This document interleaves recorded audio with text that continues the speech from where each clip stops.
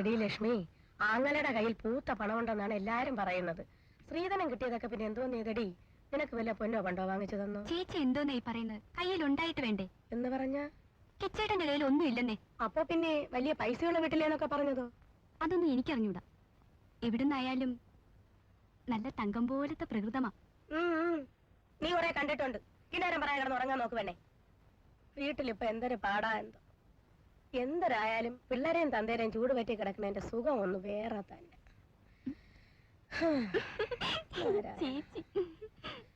എനിക്ക് ഒളിച്ചും പതുങ്ങി ഒന്നും പറയാൻ അറിഞ്ഞുകൂടാ. കേൾക്കുന്നവർക്ക് ഒന്നും ഞാനൊരു വായാടിയാണെന്ന്. എന്നാ എന്റെ മനസ്സ് ശുദ്ധമാണ്. ഞാൻ എന്ത് ചെയ്യണമെന്നൊന്ന് പറ ചേച്ചി. അങ്ങനെ ചോദിച്ചാ ആങ്ങളെ ഒറ്റ ഒഴിപ്പിച്ച് തരണം. ഇപ്പൊ മനസ്സ് വെച്ചാ നടക്കും. മനസ്സ് വയ്ക്കാം, പക്ഷെ നടക്കൂല. നീ ഇങ്ങനെ നാക്കിട്ടടിച്ചാൽ ഇവര് കട്ടൻ തറയിൽ മുങ്ങാൻ നോക്കുമോ?